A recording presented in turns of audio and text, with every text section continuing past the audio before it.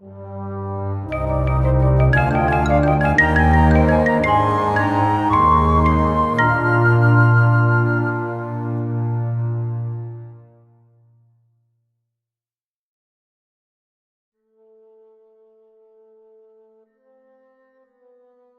cumanos fueron los últimos de los pueblos esteparios que llegaron desde Asia Central antes de la invasión mongola. Hablaban una lengua turca, pero parece que muchos de ellos eran rubios y de ojos azules. En el siglo X, este pueblo llamó la atención de los historiadores y geógrafos. En aquella época vivían en el noreste de lo que hoy es Kazajstán, al este de los házaros, al norte de sus parientes los oghuz y al este de otro grupo étnico relacionado, los kimaks. Para sus contemporáneos, eran conocidos por varios nombres. Los rusos los conocían como Polotsi, la Europa latina y griega como cumanos, y Persia y el Oriente árabe los conocían como kipchaks. Los tres nombres eran tres designaciones para un solo pueblo. Existen dos posibles ubicaciones como la antigua patria de los cumanos, algunos la ubican en el noreste de China, en la frontera sudoriental del desierto de Gobi, mientras que otros la ubican en la región de Altai y el sur de Siberia. La llegada de los cumanos a Europa fue parte de una gran ola migratoria en la zona de la estepa en la primera mitad del siglo XI. Para mediados del siglo XI, las alianzas tribales cumanos y otros pueblos esteparios controlaban un enorme territorio que abarcaba la actual Kazajstán, el sur de Rusia y Ucrania hasta el oeste de Valaquia y el sur de Moldavia. Esta región de la estepa póntica se llamaba con frecuencia Cumania en fuentes históricas de la época. Hasta su caída con la invasión mongola del siglo XIII, la Confederación Cumana ocupaba un inmenso territorio que se extendía desde el curso medio del Irtis hasta el Bajo Danubio. Este vasto territorio nunca había estado políticamente unido por un poder central fuerte. No existía un imperio cumano, sino diferentes grupos cumanos bajo gobernantes independientes, o khanes, que actuaban por iniciativa propia, entrometiéndose en la vida política de las áreas circundantes, como los principados rusos, Bizancio en los Balcanes, el Cáucaso y Corasmia. Los rusos fueron uno de los primeros pueblos europeos con los que se encontraron los cumanos. Los cumanos comenzaron a interactuar con la Rus de Kiev, según la crónica rusa, en 1054, cuando llegaron a las puertas de Kiev durante el gobierno del gran príncipe Iziaslav. Iziaslav tomó el poder en condiciones precarias, ya que sus hermanos, que gobernaban otros principados rusos, codiciaban Kiev, y aparentemente tenía pocos amigos que lo ayudaran. Los cumanos avanzaron sobre Kiev, pero uno de los hermanos de Iziaslav, Vsevolod, logró un acuerdo con ellos. Pero esta paz no duró mucho, pues en 1061, nuevamente avanzaron hacia Kiev, Vsevolod salió contra ellos y el 2 de febrero de 1061, cuando se encontraron en batalla, los cumanos derrotaron a Vsevolod, pero después del combate se retiraron. Mientras Iziaslav y Vsevolod luchaban contra los otros príncipes de la Rus, los cumanos devastaron la tierra en los alrededores de Kiev, lo que puso a la gente de la ciudad en contra del príncipe. Cuando los cumanos llegaron a Chernigov, gobernado por Sviatoslav, hermano de Iziaslav y Vsevolod, reunió una pequeña fuerza y salió contra ellos. Los cumanos notaron la llegada de las tropas y se prepararon para la batalla. Sviatoslav, con una fuerza muy inferior, pues la crónica rusa habla que contaba con 3.000 hombres frente a 12.000 cumanos, logró derrotarlas.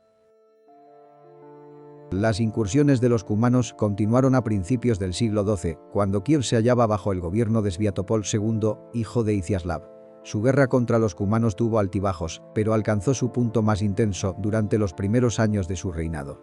Parece que los cumanos creían que el nuevo príncipe era débil y no estaba a la altura de la tarea de proteger a Kiev de ellos y de los demás príncipes de la Rus. Un jefe cumano llamado Bonjak fue particularmente eficaz en sus incursiones contra Kiev.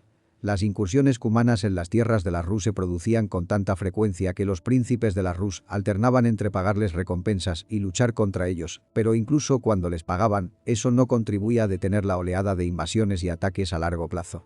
El sucesor de Sviatopol II, Vladimir II Monómaco, continuó la lucha contra los cumanos. Obtuvo importantes victorias contra ellos en 1116 en la región de Perejaslavl, asegurando que la tribu nómada dejaría de ser un problema importante en Rusia por los siguientes años. Sin embargo, los cumanos se mantuvieron presentes en los conflictos internos de la Rus de Kiev, apoyando a diferentes pretendientes, quienes buscaban hacerse con el control del principado, principalmente luego de la muerte de Mstislav, en 1132. Los cumanos también llevaron a cabo incursiones en la península balcánica, en un principio bajo la compañía de los pechenegos. En una de estas incursiones, en el año 1087, los pechenegos no compartieron el botín con los cumanos, que llegaron demasiado tarde para la batalla de Dristra, en lo que hoy es Bulgaria. Como resultado, los cumanos volvieron sus armas contra sus aliados anteriores y les infligieron una terrible derrota para luego perseguirlos. Sin embargo, los pechenegos pudieron escapar porque los cumanos se quedaron sin reservas, quienes se retiraron al norte del Danubio. Esta creciente enemistad entre ambos pueblos fue aprovechada por el emperador Alejo Comneno, quien, con la ayuda de los cumanos, el 29 de abril de 1091 logró derrotar a los pechenegos en la batalla de Lebunion.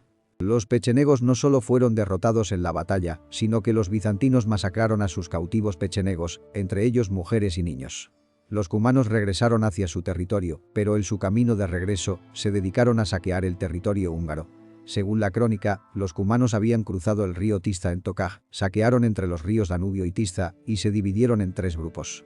Pero el rey húngaro Ladislao derrotó a los cumanos dirigidos por el caudillo Kopulche en una batalla junto al arroyo Poganis, que desemboca en el río Temes. Las fuentes históricas indican que los cumanos, queriendo vengarse, atacaron al rey húngaro. Pero la guerra terminó en el río Danubio con la victoria de los húngaros, donde el líder cumano, Acus, fue apuñalado por el propio rey. Tras la fallida campaña de 1094 de los cumanos en apoyo a un pretendiente al trono, según Ana Comnena, su padre tomó medidas para comprar con regalos a los cumanos. No tenemos información sobre el ataque cumano al imperio bizantino hasta 1114. Una pausa similar se experimentará en la segunda y tercera décadas del siglo XII.